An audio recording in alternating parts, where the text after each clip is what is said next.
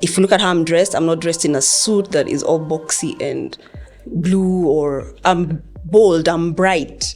Because first of all, this is who I am. So I bring who I am to the table and bring value. So the Women in Tech Forum is not about engineers. That's the first thing we need to scrap off from Women in Tech. Women in Tech is about women who work in technology companies, in the technology space, or run businesses that work with tech companies. At the end of the day, it's not whether you're a woman or a man that will define your success. It's your own energy, your own drive for success and betterment for yourself. Actually, you bring your own seat these days. Yeah. Yes, you don't come to sit at the allocated seats. You bring yours and say, I'm here, listen to what I have to say. And it's working. Welcome back to Why Should We Care About African Data Centers, a podcast where we tackle the big questions shaping the industry. I'm your host, Ville Waklin, and today we celebrate women who are shaping Africa's digital infrastructure.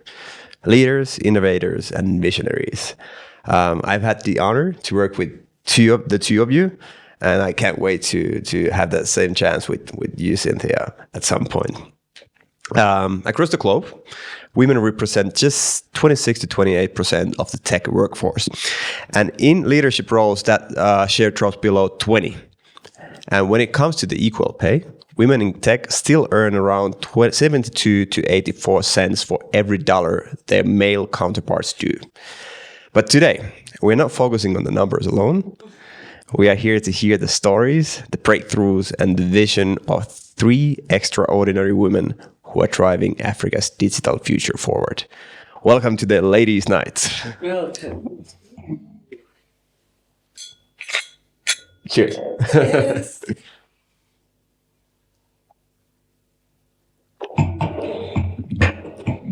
All right, I'd like to start with a round of introductions. And while you introduce yourselves, please tell your story, how you found your way to the digital infrastructure. All right. Let's start with Mary. Okay. Happy to be here. My second time on this podcast, and I can say the journey has been good. When I was here the first time, I was marketing manager for Africa Data Centers Association, and I'm proud to say that today I'm the marketing director of Africa Data Centers Association. So that shows already some growth within a span of a couple of months, and that's how we want to see the trajectory of women in the sector go. So the journey, well, as a marketer, when you're thrown into a technical field, you have to think, how do I give the story in this technical field? And that is how I found myself in the digital infrastructure space. A couple of years ago, I had a role in sales and marketing at one of the data centers in Nairobi. And at that point, the data center was under construction. So that meant taking customers through from the gate to the technical rooms, to the white space, and explaining to them what each space holds and what it's going to do, the critical infrastructure, how it's going to work. And I was spun into the technical world by being thrown in the deep end.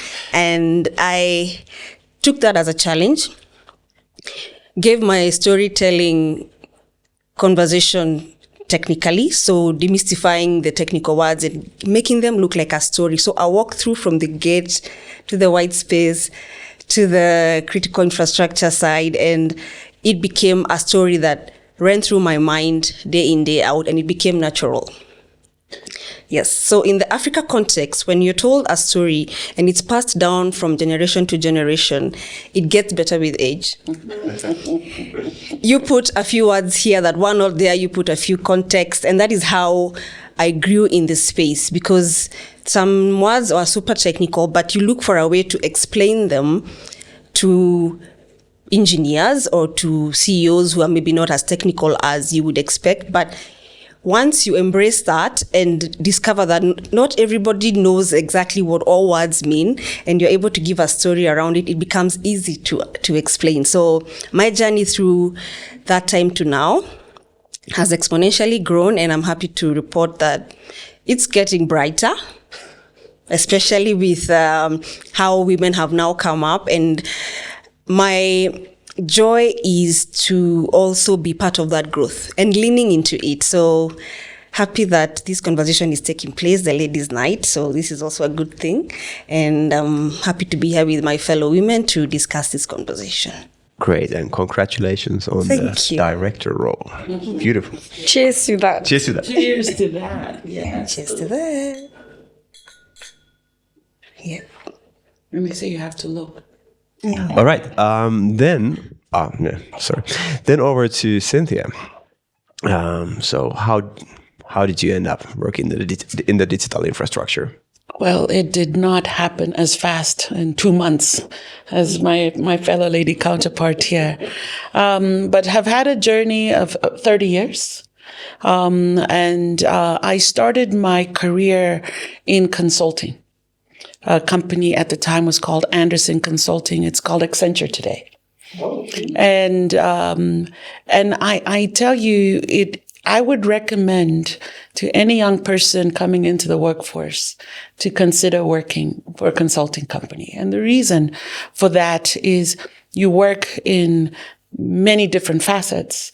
You work across many different companies, without ever having to leave your job.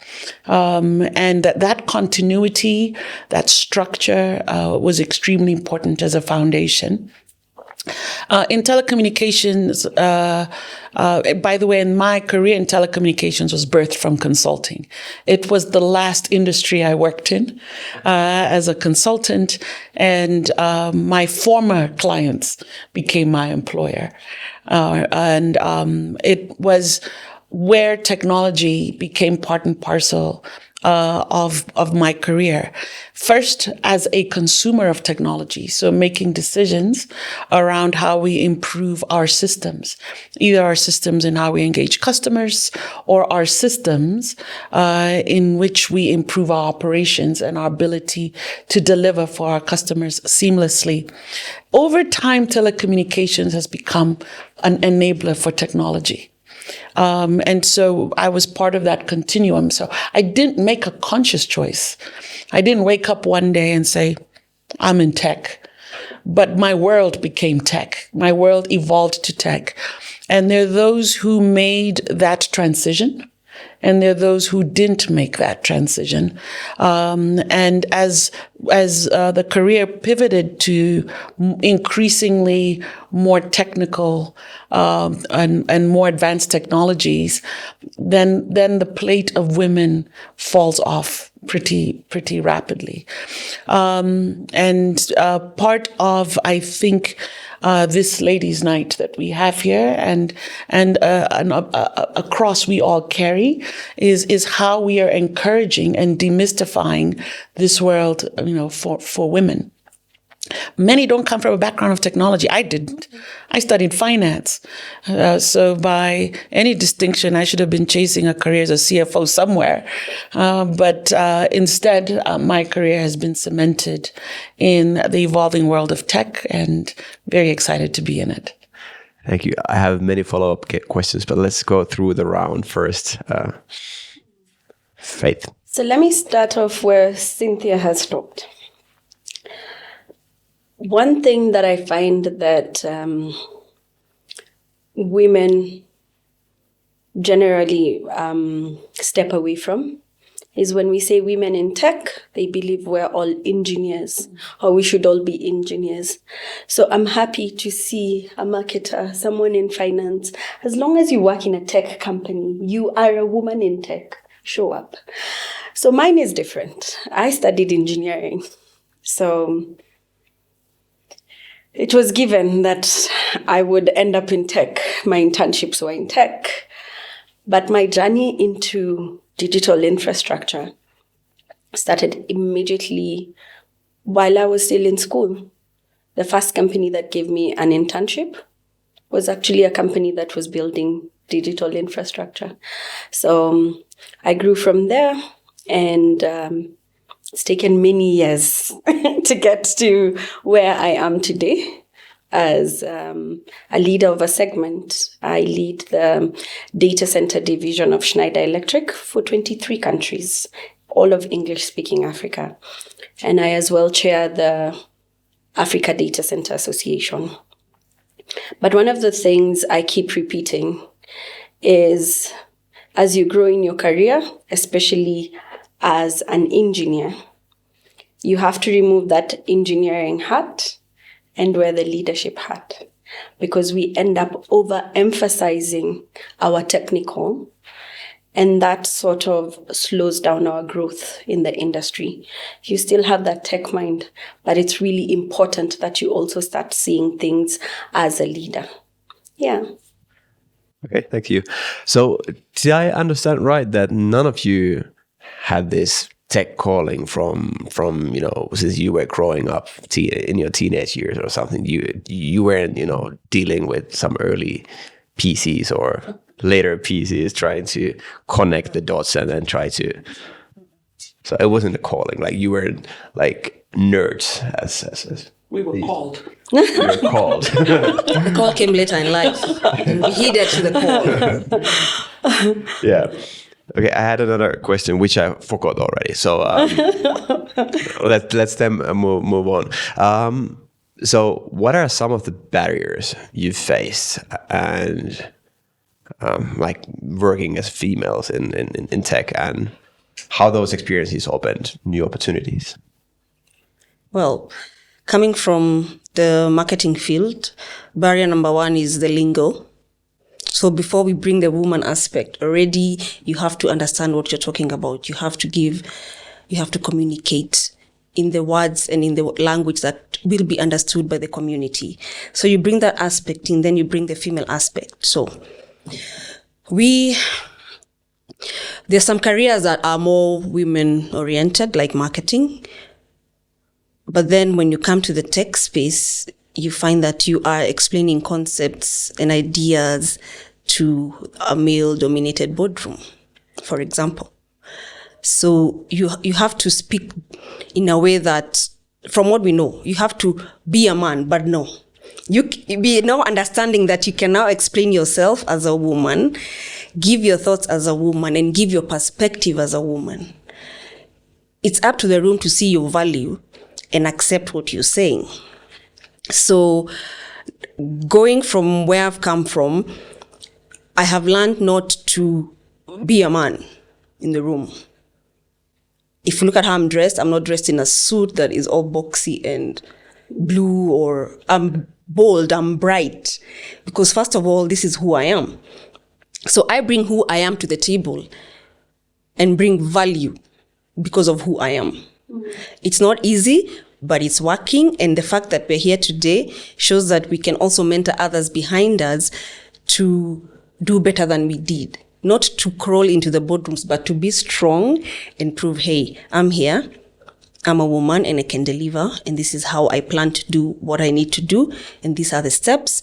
Do you accept the plan, the strategy, or how do we do this together? So we are not going to fight and be combative, we're just going to get things done. And that is and has been my role and my aim, to get things done. So not looking at myself as a woman, but as someone who gets things done. That's great. Do you feel like you ever had to push your message louder and harder to Every be day. heard in those boardrooms? Every day. And that you don't have to do it in a, let's say, womanish tone. You have your facts and you communicate your facts, and that is how you get heard. We are emotional beings, and we let that out by how we speak, by how we stand. And we don't look at that as a weakness anymore. And I'm glad that right now the industry is embracing us and seeing our strengths as they are and giving us a seat at the table. Actually, you bring your own seat these days. Yeah. Yes, you don't come to sit at the allocated seats. You bring yours and say, I'm here, listen to what I have to say. And it's working. I love that. It's working. Yes, it's not easy, but it's working, and yeah, here we are. Great. How about Cynthia? So when I started at Anderson Consulting, that's where I started my career in the 90s. I hope I'm not dating myself too badly. But there were not a lot of women in that career. And there were also not a lot of women of color. In fact, in my starting class, they brought a global team of 400 people to Chicago. That's where we had our indoctrination into the business. There was just two black women and two black guys. That was it, out of 400 from around the world. That was just so. When I see the progress today, it's amazing because when I started, as I told you, I came from a non-tech background. Technology is how you submitted your homework and assignments, right? When I was in college at that time. But I do remember my very, very first engagement. In the training, you sat in cohort groups, and I was the only girl in a team of men. But that wasn't unique. In my MBA, in my undergrad, that was always the case. But what was different was this thing. We were being told to code in C++. I was like, see who? Plus who? I'm like, I don't understand this, And the first thing I learned is I didn't want to ask the men around the table because they might think I don't belong at this table. So it was easier for me to leave that room. There were no cell phones then. It was easier for me to leave the room, go to another room, go to a group of other ladies and say, what are we doing here? What is this? Finding your voice is extremely important. And over the years, I learned that those men didn't necessarily know either. But men are actually much more comfortable being in an ambiguous state. And as you become a leader, you learn that even more because you assume they know, you assume they're the expert, and then you find out actually they don't. But they're a lot more comfortable in their lack of knowledge and comfortable in their skill of listening, of analysis, of discernment, of how they'll engage. And for women, that's a skill we have to learn because I think we want to know it. We want to be perfect. We want to do the right thing. We don't want to fall flat on our face. And then we also carrying on our shoulder, I can't let down the other women behind me if I go there and act dumb and not know what I do. As you can see, I've long left that. I'm blonde now. I've moved into my own space. I brought my own chair and my own hair color because at the end of the day, I realized that I had something to contribute. It was seen to be of value. And quite frankly, those who cannot value my opinion because I'm a woman, too bad. Too bad. Life moves on. So I think it's getting past yourself, being open, and also women to be supportive of each other. That's a barrier we've had to overcome because without that sisterhood, sometimes it's difficult. And I have been the beneficiary of a sisterhood of women in tech that has been an anchor for me for many, many years, and in return, an anchor for them as well. That's beautiful. I'm understanding that something like this is being built as we speak here in Africa, the Women in Tech Sisterhood. Maybe you can share your story on the first question and then speak about a little bit about the plans on the barriers. Yeah, but also about the women in tech. Like what's is there any network that you're building or so forth? I think for me, on the barriers, there've been many. But like Mary said, you bring your own seat, you bring all the confidence in the world, and you get it done. So the thing is, as Mary and Cynthia have said, women have to build other women to get to this level. We have to show up, but we have to show up as ourselves. At the end of the day, I'm still a mother. I have 2 boys. If they call, chances are that something must stop, and I'll deal with that first and then come back to this. Someone said this morning in the Women in Tech event, we tend as women to think through everything and plan it for the home, for the office, for everyone. But are we doing the same for ourselves and for other women? So the Women in Tech Forum is not about engineers. That's the first thing we need to scrap off from Women in Tech. Women in Tech is about women who work in technology companies, in the technology space, or run businesses that work with tech companies. So I'm happy we have that right. We got that right this morning. The mix was pretty good. But our plan is to build momentum, say sort of a movement where we meet, we build each other up, we mentor each other. Back in the day, we had very few mentors. Today, we're lucky to have women mentoring other women. We have to be intentional about how we drive the women in tech and the agenda of women. I gave an example at this very event, ITW, where we had the women in tech. Yesterday at the Leadership Forum, we had 10% representation. Out of 50 people in the room, only 5 were women. Are we really being intentional about diversity and inclusion? So we have to change the play. We must, and that message is not just to the men, it's also to the women. They have to show up for themselves. We're not going to force you to come and attend the Leadership Forum. We want you to raise your hand and say, look, we can change that percentage. I'm willing to come. Yeah, I guess, for men, it feels like, what you said, Cynthia, also, it's more natural to just, show up and say that, hey, I belong here. Right? Yeah, so. And confidently as well. Yeah, absolutely. Look at me. But maybe I just add one more thing. Sure.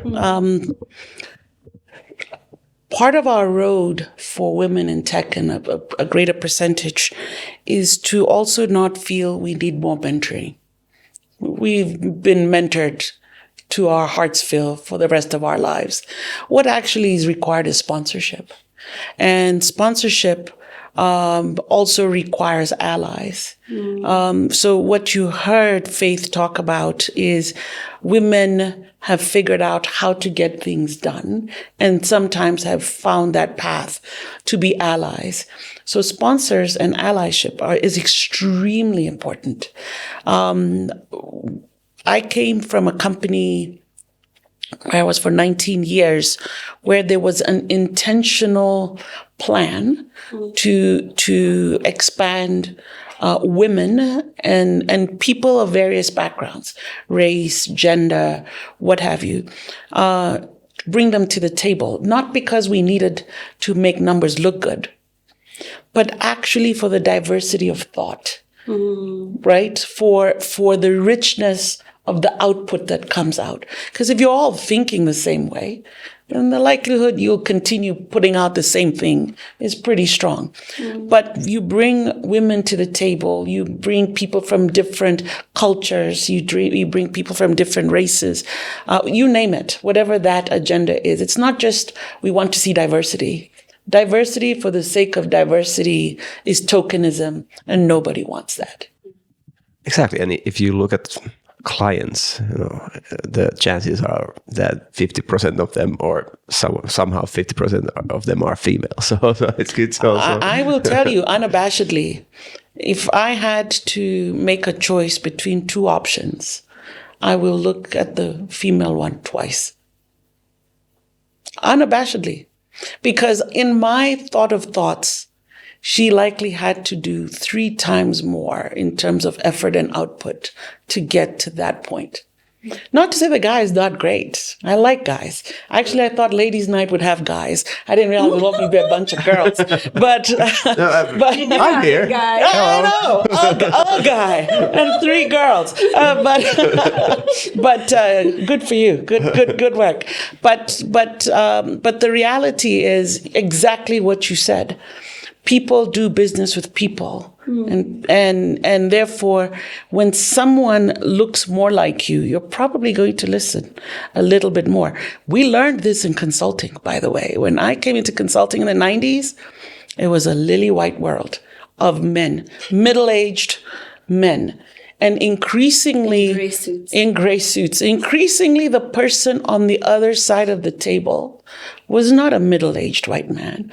Could have been a younger white man, could have been a white lady, could have been a person of color, you name it. And so when you're trying to sell services, but you don't look like your customer, it's extremely tough. So when we say we want to increase the numbers of women in tech, who do you think your customers are out there? If they're all men, then great, you have the right equation. But if you do believe there are women in that equation, then you need to have people who think like your customer. Hallelujah. That was actually my next question. So you exhausted. Let me get to your next question as well. So the answer to that, no, I'm just kidding. so basically, I was about to ask why having women at the table matters for how projects are built, financed, and led.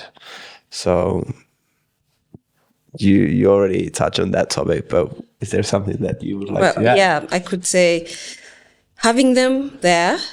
First of all, let's talk policy. If the women are not in the room when policies are being made about women, how does that look like? Bad. Good answer. Yes, so let's have the women in the room making policies about women, about digital infrastructure, how it looks for Africa, how it looks for women, how it looks for the younger girls and the STEM students. Then let's think about how do we fund these women in this digital infrastructure space. The funding models that we have, fine, they are not sexist, but let's look at funding more women in these projects that elevate digital infrastructure in their small areas that will further grow into Africa as a continent. We are so many countries speaking different languages, brought out differently with different economic strengths. So there's a lot that we can do, but we cannot do it from a platform of, I know it all. I know how it has been done in this sector. I know what to do. No. Bring the women in, fund them because they know what their pain points are, and they will increasingly support in whatever shape, way, or form that is required because they know where the shoe pinches. Yeah, that's on funding. So we spoke policy, we speak funding. Then on the strategic leadership, as Faith mentioned earlier, she removed her tech hat to bring the leadership aspect into it. So in as much as we are training the girls in this sector, let's also train them on leadership roles. I know sometimes the smaller companies have more women in higher roles than big corporates. Or we have women increasingly joining the middle level management, but at some point they drop off. Why do they drop off? Would you have an answer to that? Why do you think the women drop off? The curve looks like this. So we start with lots of women at the bottom. As they go up the career ladder, get to mid-level, then only one or two get through. Then my guess is probably they get kids, one option. And then, tradition in many countries is that the women take care of the kids. Us in the Nordics, of course, we are, modern. Yeah. We have the latte dads as well who run around with their trolleys. But So how What will did they you make call them? impact? Say that again. latte dads. Latte dads. Like drinking their lattes and roaming around the city with the trolleys. Yeah, Interesting. Yeah. So how will the women have an impact if they're not at the table? If they're dropped off, or they drop off, or somehow the structure allows them to drop off and they fall through the cracks. I don't know, we need to go back and think, how can we ensure that the same level of women that comes up to a certain level still make it to the next stage? Agree. Yes. And that's where we as women in this digital infrastructure space can help navigate that by ensuring we reach our hands down and pull them up. You dropped off because you had a child, get a nanny. You can do everything.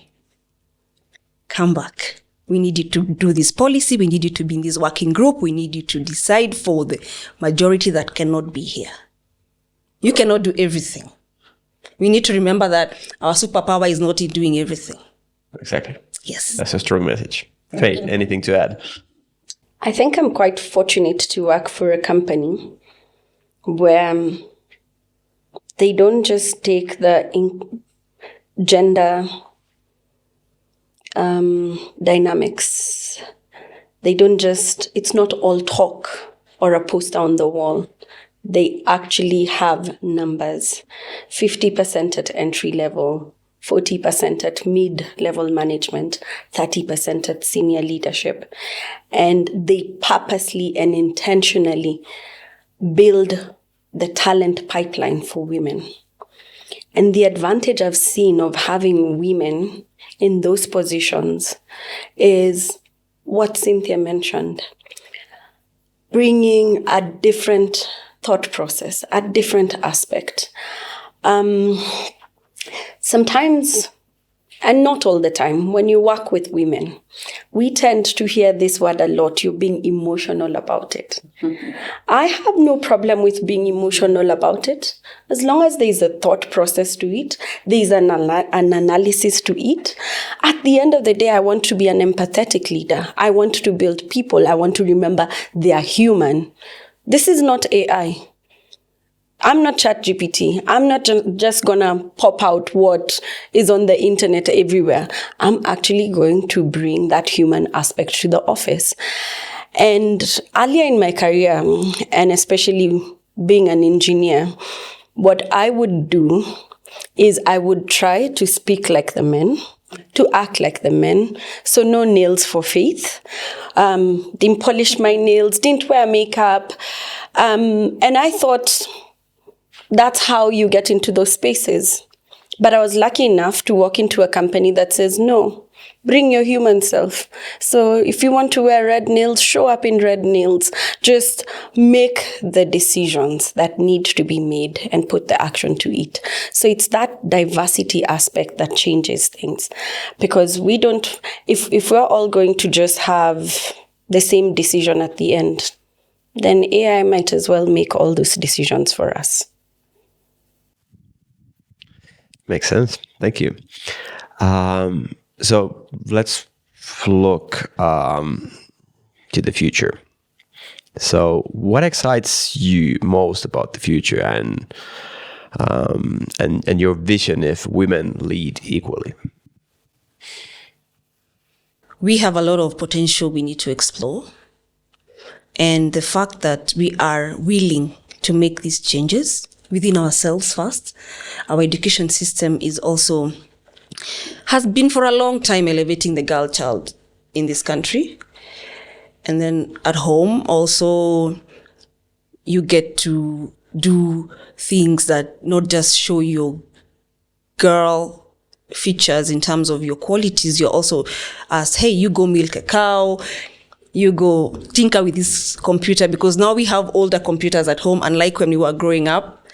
My daughter asks, what are you going to do? You're working in the cloud? I'm like, yes. You see that cloud up there? I'm working in the space that hosts the cloud. What do you mean? So I go to YouTube Kids and try to get some information. So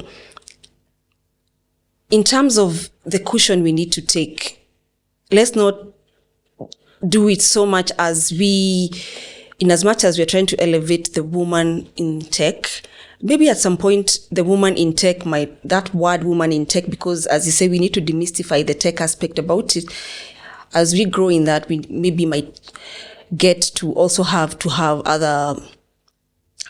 other departments in companies coming up and saying, hey, I'm a woman, not an engineer. I'm in tech. I'm in finance. I'm in HR. Because these people who are, for example, in the HR department, have to hire skills and talent in the tech space. But they are not trained in the tech space. They are trained in this other. So how do they bring the best talent? How do they know that women in tech are less? Who feeds them this information? So as I said earlier, in terms of policies and strategy, this information could be hard. And then we as people in the sector cascade it down to those who are not as exposed as we are, and let them know what the figures talk about. What are the percentages? And in events such as this is a place where such information can be discussed. But you'll find that those who are coming for events such as this one are not the women, because they are in the marketing, they are in the HR roles, they are in finance roles, but they're not here.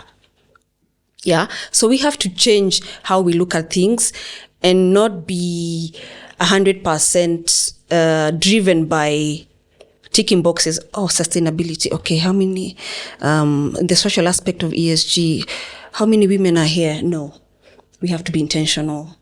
And again, everything is about policies and government. So I would like to make a call to the government to also put funds aside to drive this digital infrastructure conversation, not just coming from private sector. Fair enough. Let's try our best. What about Cynthia? Great question. Yeah. We've come a long way. There's much to be done, but we've come a long way. And I'm excited about that. Just in a forum like this, just to see the diversity in the people attending this conference on data centers. You know, that's really a subset of digital technology, right?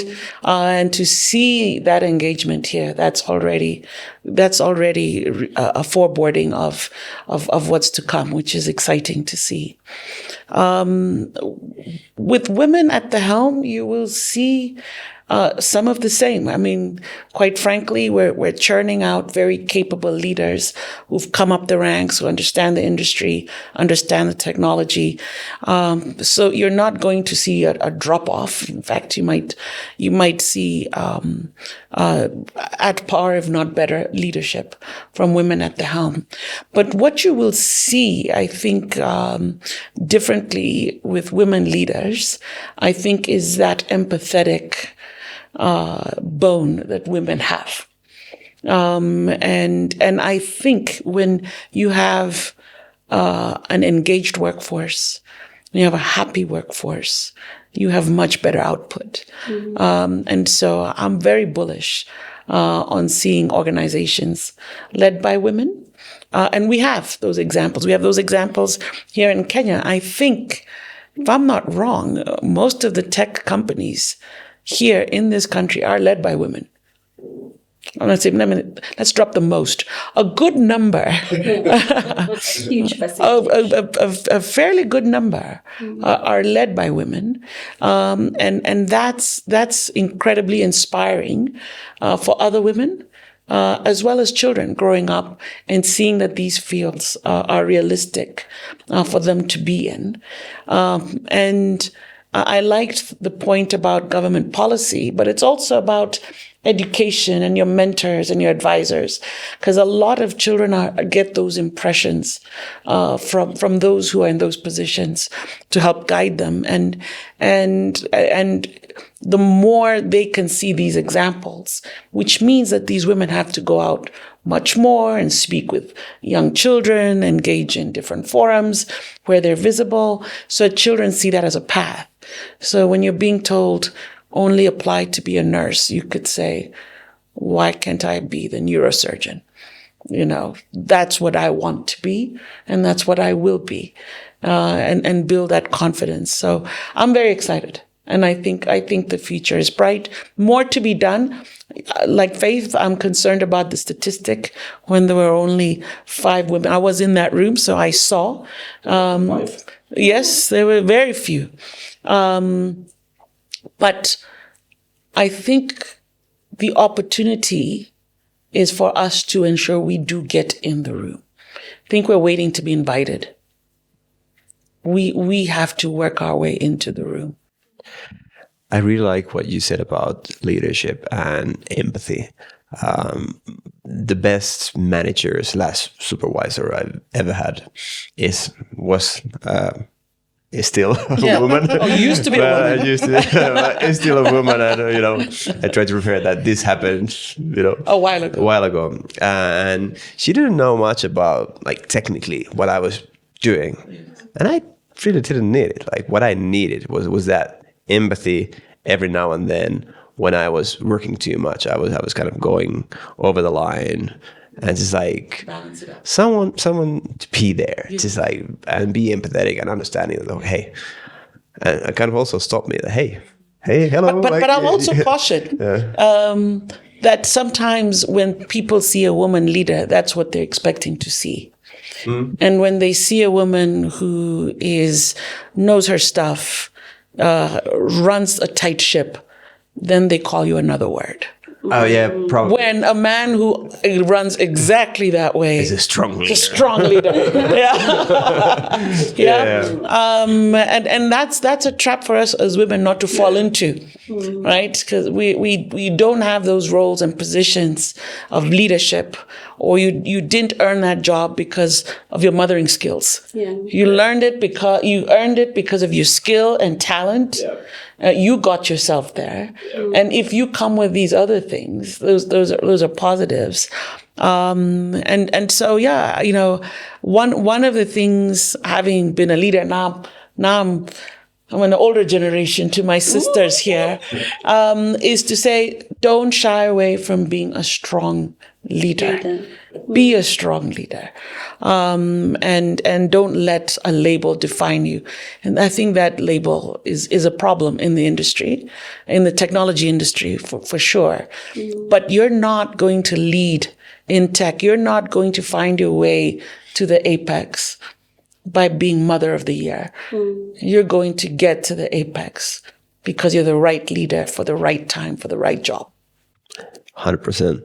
And my empathy example was just a tiny fraction of the bigger debate.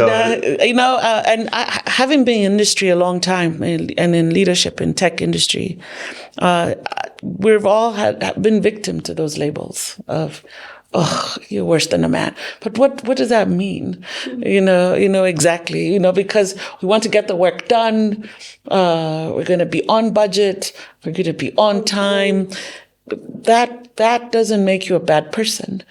But when they see a woman, they're expecting, and these are the stereotypes that we have to overcome. Or if you're a woman, you're soft. I can get away with things.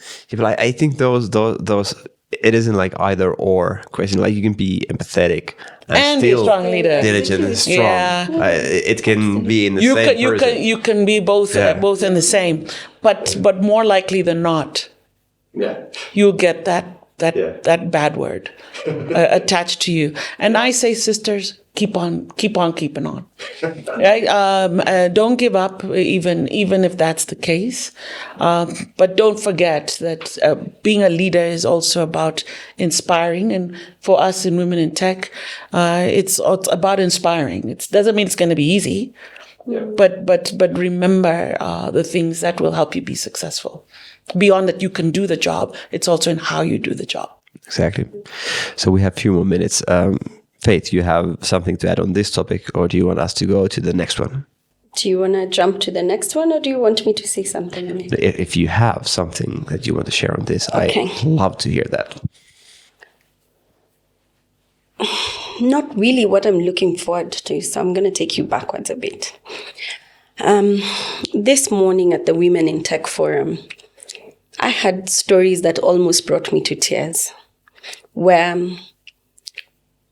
a number of women shared that in their own families, they were not allowed to study engineering or do something that was considered a male-dominated field. And it's quite sad that that message used to exist. My hope is that it doesn't exist today, that every child has an equal opportunity to do whatever they feel is good for them. But it reminded me of something. I grew up in a family that championed whatever you want to do, you do. We'll give you our support. But then after growing up and studying engineering, you get the labels. So a lot of times I struggled because every time I did something with confidence in a strong way or came out on top, the first thing I was told is, you're a woman. You're an engineer, so you're dealing with pride issues. Slow down. The messages that were thrown at me by different people, industry people, not family, like people out here, were those messages that brought me down instead of lifting me up. So hearing these women in the room share that, for me, was very emotional because it's something you have to overcome. And I'm grateful that I had the support structure that helped me overcome that. So I'm really happy with where we are sitting, but I'm looking forward to a future where we will allow women to be what they want to be. You want to work in tech? Come and work in tech. And for me, the earlier we start, the better. And the other day, someone asked me, with you advocating for this women in tech thing, with your picture all over the internet that you're doing women in tech, are men allowed to come? Yes, we need your support. Honestly, like she said, we need sponsors. You're our allies. We do this together. And then yeah, exactly. And then they asked me, now that you're advocating for women and you're saying women start when they're children, you're a mother of boys. Who will advocate for your boys? Someone will. You guys will. True. And the thing that I struggled to explain to this person was, if you've ever observed young children, they don't know if they're boys or girls. We tell them. As they grow up, yes, they know I'm a boy or I'm a girl, but it doesn't define how they play or the things they do. You'll find a girl playing with cars. You'll find a boy playing with whatever toys he found other children playing with.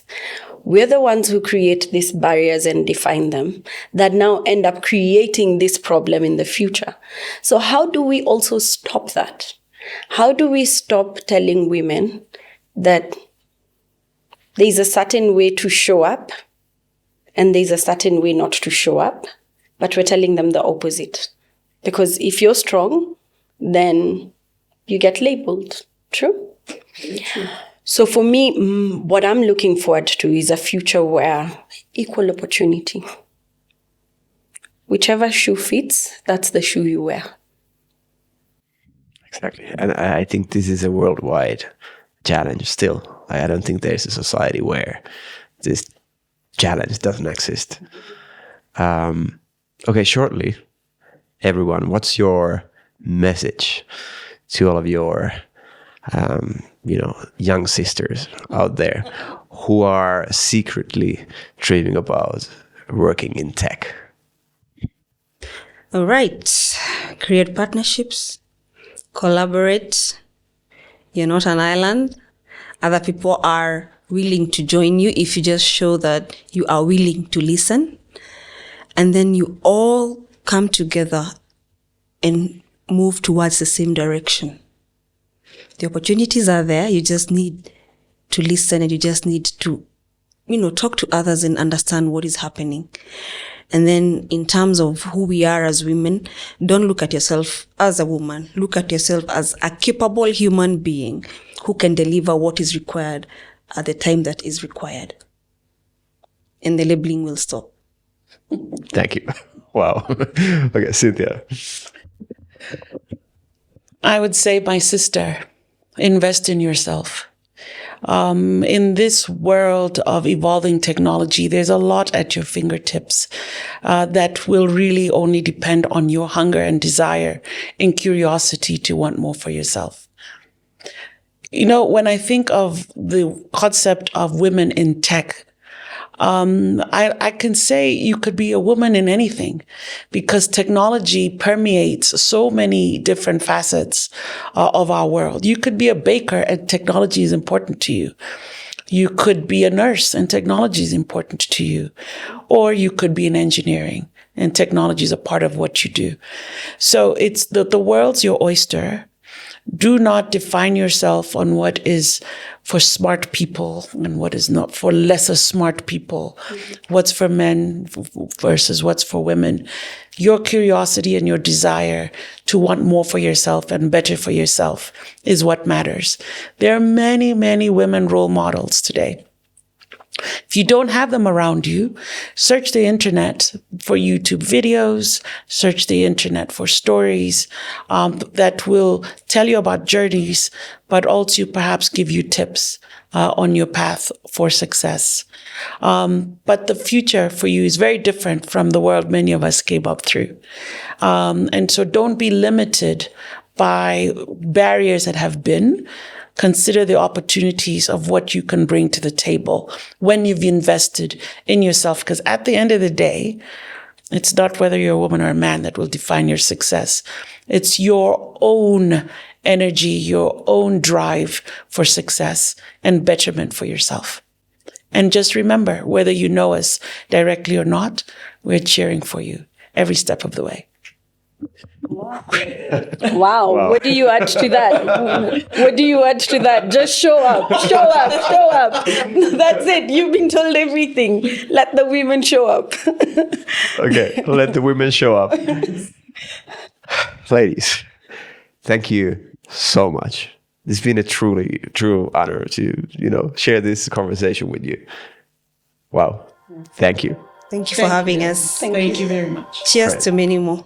This podcast is part of the Data Governance in Africa initiative, helping the African Union shape data policies, enable cross-border data flows, and build secure, sustainable digital infrastructure. Funded by the EU and 5 member states, it supports a unified digital market in Africa.